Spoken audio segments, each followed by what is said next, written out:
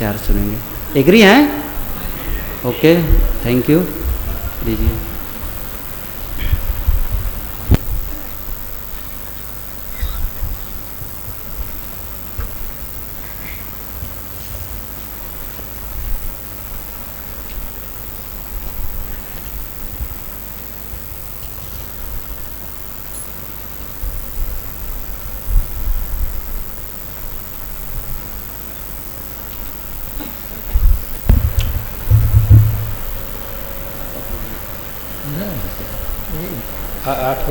आठ पूरा हुआ।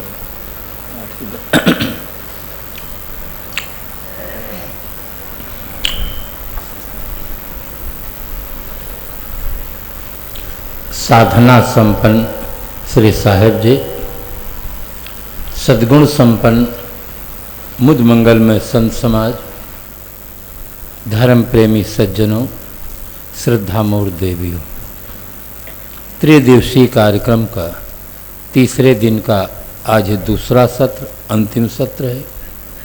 इन 3 दिनों में भारतवर्ष के विभिन्न प्रांतों से पधारे हुए संत गुरुजन जीवन के दोनों महत्वपूर्ण पहलुओं पर, व्यवहार और परमार्थ पर बहुत ही सुंदर चिंतन दिए हैं। आप सब बड़े ही श्रद्धा भाव से हृदयंगम किए हैं। सबसे पहले आश्रम में भी जो विराजमान संत हैं, गुरुजन हैं, ब्रह्मचारी हैं, भक्त हैं, साध्वियाँ हैं, इन्होंने जो कुशलता पूर्वक कर्म का संपादन किया है और समाज की जो सेवा श्रद्धा और भाव से किया है वो बहुत ही प्रशंसनीय है। सबसे पहले मैं उन सबको बहुत बहुत साधुवाद देता हूँ। बहुत प्रसन्नता मुझे है देख कर कि कुंभ मेले जैसी स्थिति में हो कर के भी पूरे तन मन धन सब प्रकार से संपन्नता का श्रेय उनको जाता है, इसलिए उनके लिए मैं सबसे पहले बहुत बहुत धन्यवाद देता हूँ। जो चाहिए देखना न देखा हमने, हर शय पे किया है गौर क्या हमने। औरों को समझना तो मुश्किल है, खुद क्या है इसी को कुछ न समझा हमने। हर आदमी को जीवन में सबसे पहले अपने को समझना चाहिए कि मैं क्या हूँ। हर आदमी को सोचना चाहिए कि मैं कौन। विश्व विभिन्न विचारों का केंद्र है।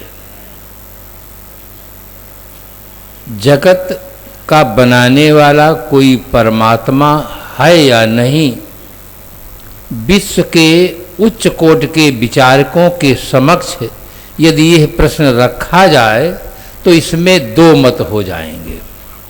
कुछ विचारक कहेंगे जगत का बनाने वाला परमात्मा है, और कुछ विचारक कहेंगे जगत उत्पत्ति प्रलय रहित अनादि और अनंत है, इसका कोई कर्ता नहीं। पाश्चात्य मनोवैज्ञानिक टेंसले ने लिखा है कि यह बात उतनी सही नहीं है कि ईश्वर ने जगत को बनाया है, जितनी यह बात सही है कि मनुष्य ने ईश्वर को बनाया है। विचारों में विभिन्नता होती है, उस पर संदेह हो सकता है। स्वर्ग है या नहीं, इस पर भी संदेह हो सकता है। संत सम्राट सदगुरु कबीर साहब ने अपनी मौलिकृत बीजक में कहा कि बैठा पंडित पढ़े पुराण, अब बिन देखे का करत बखान। और भी अनेक लोगों ने इस पर संदेह किया है। नरक है या नहीं, इस पर भी संदेह हो सकता है। किंतु मैं हूं या नहीं, इस पर कभी भी किसी व्यक्ति को संदेह नहीं हो सकता। निसंदेह तत्व आत्म तत्व है। आप हैं, आप हैं तो आप देखते हैं, सुनते हैं, खाते हैं, पीते हैं, चलते हैं, फिरते हैं, बोलते हैं, सोते हैं, जागते हैं, यदि आप ही न रहें तो ये सारी क्रियाएं अपने आप बंद हो जाएंगी। आपके अस्तित्व में ही सारी क्रियाएं हो रही हैं। हर व्यक्ति को अपने होने का अनुभव है कि मैं नहीं हूं। श्रद्धेय सदगुरु श्री अभिलाष साहब जी के सामने एक भौतिकवादी आया और उसने कहा, मैं आत्मा परमात्मा को कुछ नहीं मानता हूं। साहब मुस्कुराते हुए कहे, अच्छा ये बताओ हम आप हैं कि नहीं? कहे हम तो हैं, आप भी हैं। कहे आत्मा परमात्मा की बात छोड़ो, हम आप हैं कि नहीं? कहे हैं। तो कहे बस ठीक है, आप हैं तो आप अपने को जाने कि आप क्या चीज है। आत्मा को छोड़ दें, अपने को जाने कि मैं क्या चीज हूं। आदमी शब्दों को लेकर उलझ जाता है, तथ्य की ओर उसका ध्यान नहीं जाता है। हम हैं ये निसंदेह तत्व है। जागृत अवस्था में भी हर व्यक्ति को अपनी सत्ता का अनुभव होता है कि मैं हूं। स्वप्न अवस्था में भी आदमी भयभीत होता है, प्रसन्न होता है, और जब जाग जाता है तब अपना अनुभव दूसरों को बताता है कि आज हम बहुत अच्छे नींद से सोए और ऐसा ऐसा सपना देखे। अगर हम सो ही गए सचमुच में तो देखे कैसे और उसका अनुभव कौन किया? स्वप्न अवस्था में भी अपने होने का अनुभव है, और गहरी नींद जिसे सुसुप्ति अवस्था कहते हैं। सुसुप्ति, सु माने सम्यक, सुप्ति माने नींद। सम्यक प्रकार से नींद को सुसुप्ति कहते हैं, और सरल भाषा में कहूं तो प्रगाढ़ निद्रा को सुसुप्ति कहते हैं। उस अवस्था में भी अपने होने का अनुभव रहता है। जाग कर आदमी कहता है, आज तो हम ऐसे नींद से सोए कि एक ही नींद में सुबह हो गया, बहुत सुख से सोए। अगर आप नहीं थे तो उसका अनुभव किसको हुआ कि हम बहुत सुख से सोए? बाल अवस्था में, युवा अवस्था में, वृद्ध अवस्था में भी आप रहते हैं। शरीर बदल जाता है। बचपन का शरीर युवा अवस्था में नहीं रहता, युवा अवस्था का शरीर वृद्ध अवस्था में नहीं रहता है, किंतु आप बाल, युवा, वृद्ध अवस्था में रहते हैं। तीनों पन में, तीनों अवस्थाओं में आप रहते हैं। आपके होने से ही सब हो रहा है, इसलिए अपनी सत्ता का बोध होना चाहिए। प्रत्येक नर नारी को सोचना चाहिए कि मैं क्या हूं। हाथ, पैर, आंख, कान, नाक, दांत कि सब मिलाकर मैं हूं। मैं हूं क्या चीज?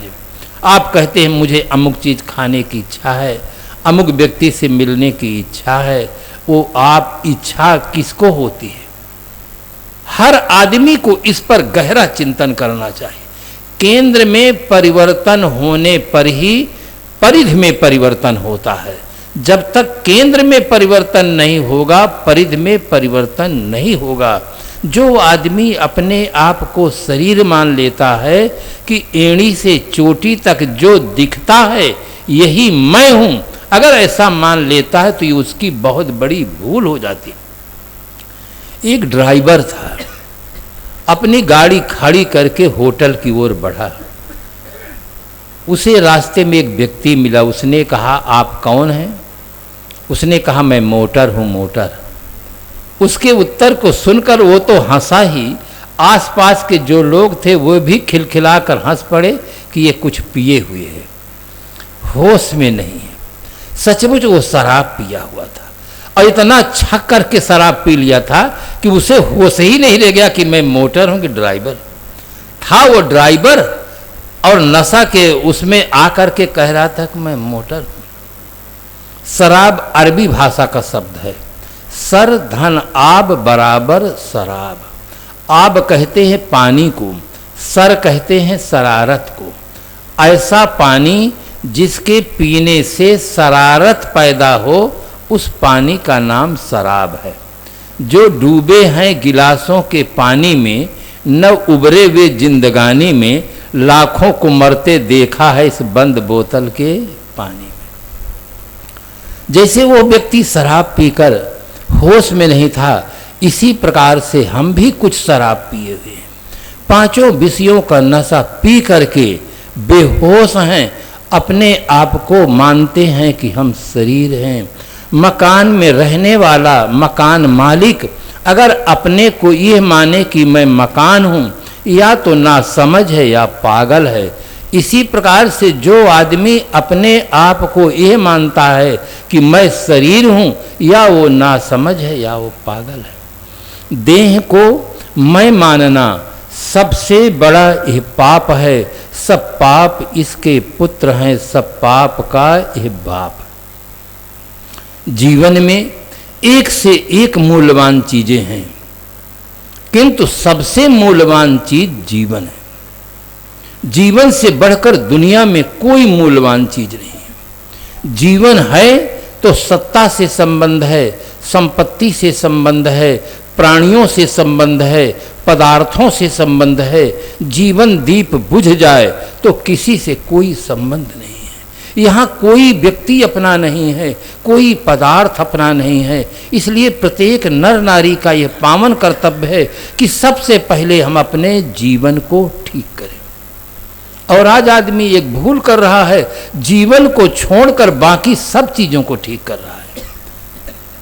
मकान ठीक बना रहा है, गाड़ी ठीक बना रहा है, जीवन उपयोगी चीजें ठीक बना रहा है, जीवन भर को ठीक बनाने का प्रयास नहीं करता है। ये उसकी बहुत बड़ी भूल हो रही है। जीवन ठीक होगा तो आप घर में होंगे, दुकान में होंगे, ऑफिस में होंगे, जहां होंगे वहीं आप सुखी होंगे। और जीवन बिगड़ जाएगा तो आप चाहे जहां रहें, चाहे जिस लोक में पहुंच जाएं, जहां रहेंगे वहीं दुखी रहेंगे। और दुखी आदमी दूसरे को दुखी बनाता है और सुखी आदमी दूसरों को सुखी बनाता है। इसलिए सबसे पहला कर्तव्य है अपने को ठीक करना। अगर इस समय किसी की घड़ी 6 बजा दे तो घड़ी वाले कहेंगे कि घड़ी बिगड़ गई है। घड़ी बिगड़ जाती है, हमें पता चल जाता है। स्वास्थ्य बिगड़ जाता है, सर्दी जुकाम बुखार खांसी हो जाती है, हमें पता चल जाता है।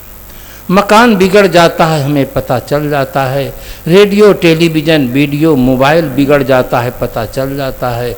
किंतु बुद्धि बिगड़ जाती है तो पता ही नहीं चलता।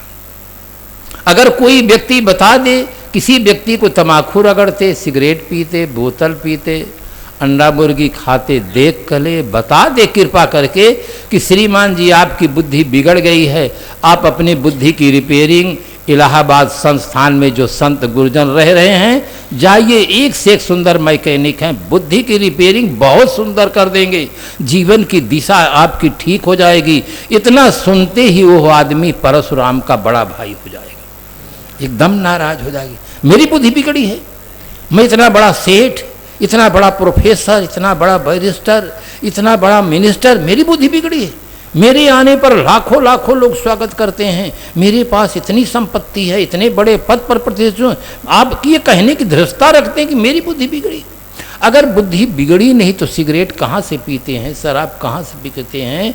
बिगड़ी बुद्धि का लक्षण है गलत कर्म। किंतु आदमी के अंदर इतना अहम भरा हुआ है कि दुनिया में अकल 2 हैं, नहीं तीसरे की गम, आधे में सब बसे, 1.5 में हम।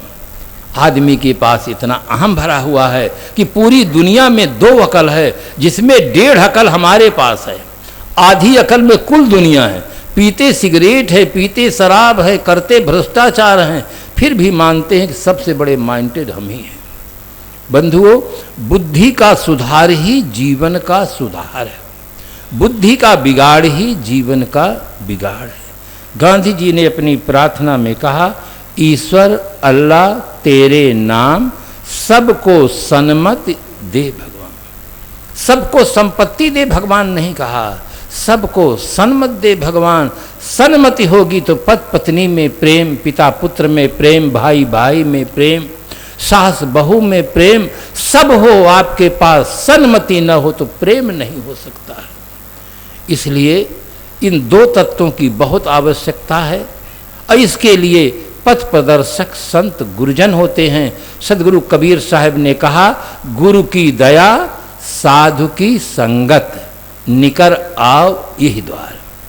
अगर आप चाहते हैं कि हमारा कल्याण हो, हमारा सुधार हो, हमारे जीवन का सर्वांगीण विकास हो, तो संतों गुरुजनों के पास श्रद्धा भक्ति पूर्वक आप जाएं, सेवा करें और उनसे वो तत्व बोध प्राप्त करें जो आपकी सत्ता है और अपने जीवन को ठीक बनाने के लिए हर संभव प्रयास करें। कहाँ ही कबीर जान दे बही और जब से चेतै तब से सही। हर आदमी को आशावादी होना चाहिए। जिस अवस्था में आप हैं उस अवस्था में सोचे कि जो जीवन शेष बचा है उसको हम बचा ले। अब संसार को संभालते संभालते 50 साल, 60 साल, 70 साल बीत गया है बंधुओं, अब अपने को संभालो। नहीं तो एक छोटा सा सूत्र याद रखो, बर्खास्तगी से इस्तीफा अच्छा होता है, निकाल देने से निकल जाना अच्छा होता है। यदि जिन बच्चों की ममता से आप भजन नहीं करते, साधना नहीं करते हैं, अगर राजीनामा नहीं देंगे तो एक दिन बर्खास्त कर दिए जाएंगे। फिर आपका बच्चा ही शमशान में पहुंचाकर आग लगाकर फूंक देगा, कहेगा पिताजी अब कभी नहीं आना, तुम्हारे बिना चलेगा। बंधुओं, ऐसी स्थिति आने के पहले आप राजीनामा देना शुरू करें। काले बाल सफ़ेद हो गए हैं, अब काला मन भी सफ़ेद हो जाना चाहिए। अपने जीवन को सुंदर बनाओ, अपने को पहचान कर अपने में मस्त रहो। एक शायर ने 2 पंक्ति में बहुत कुछ कह दिया है। जीवन को निर्विकार बनाकर, जीवन को निर्विकार बनाकर अपने में मस्त रहना जिनको आ गया, ये हकीकत है जहां में उनको जीना आ गया। इन्हीं शुभकामनाओं के साथ अपनी वाणी को विराम देते हैं। आप सबको बहुत बहुत धन्यवाद। गुरुजनों को, संतों को सादर साहेब बंदगी।